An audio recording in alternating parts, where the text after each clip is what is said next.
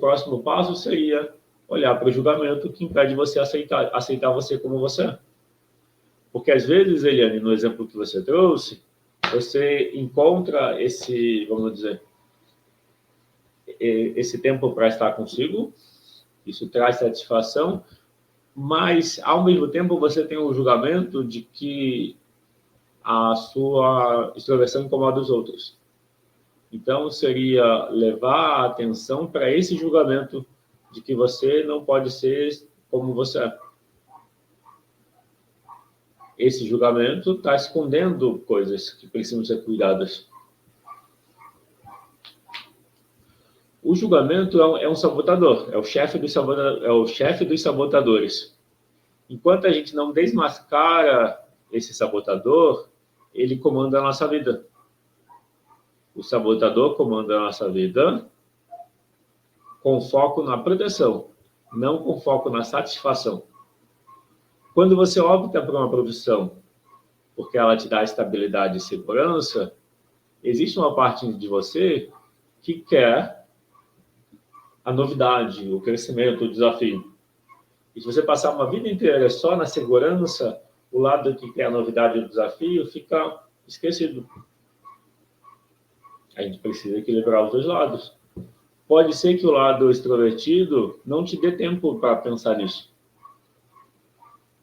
Aí a questão é perceber o julgamento, perceber os sabotadores. É mais ou menos assim, se as coisas estão fluindo minimamente como você quer, pode parecer que não tenha nada para, vamos dizer assim, para se aprimorar ou para se melhorar. Pode parecer. Só que a vida sempre traz desafios para a gente. Exemplo, por mais que o extrovertido ele é mais sociável, então ele vai ter mais facilidade, mais satisfação na relação com as pessoas, ao mesmo tempo vai esbarrar nos julgamentos, nas críticas, nos conflitos, nos desentendimentos. Porque, às vezes, o extrovertido vai ultrapassar o limite das pessoas. Por que o extrovertido, às vezes, ultrapassa em vários passos dos outros? Porque, muitas vezes, ele não está ouvindo os próprios limites. A gente precisa se ouvir para conseguir ouvir os outros. Então, um desafio para a pessoa extrovertida é se ouvir para conseguir ouvir os outros.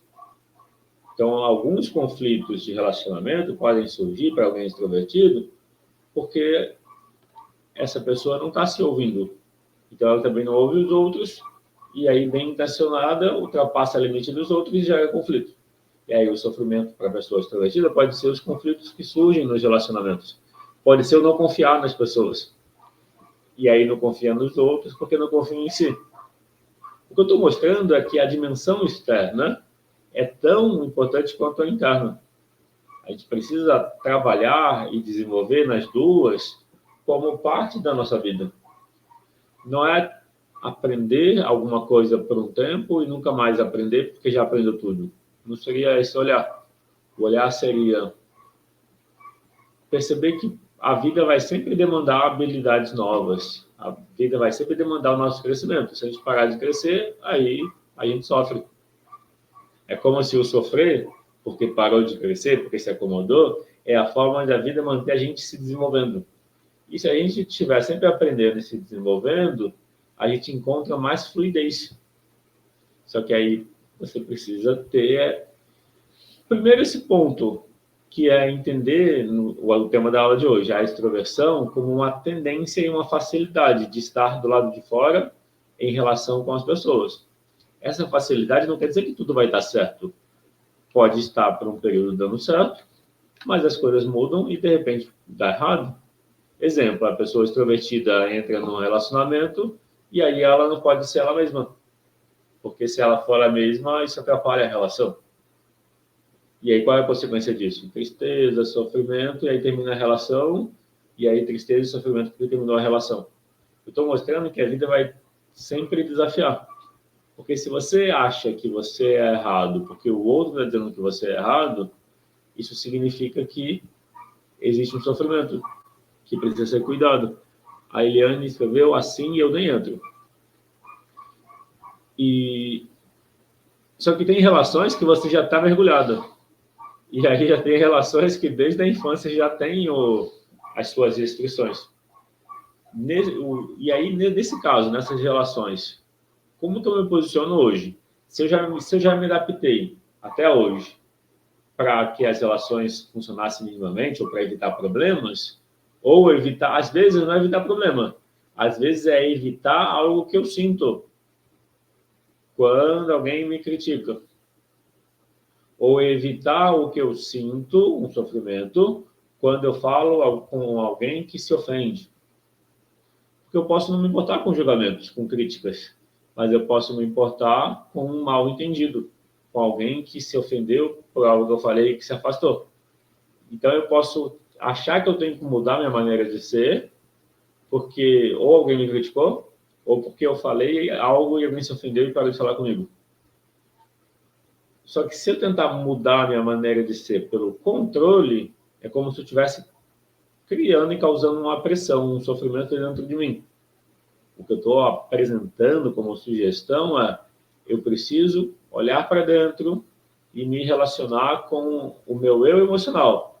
Isso vai demandar o lado da introspecção.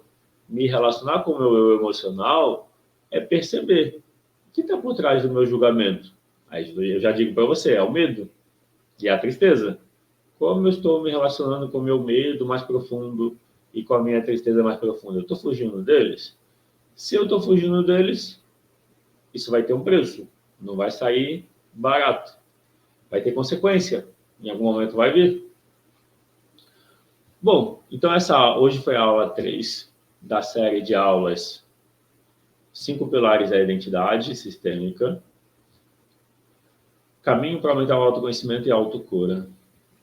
A aula 3, então às 7 da manhã e às 18 tem aula. A próxima aula vai ser às 18. Às 18 o tema é sobre introversão.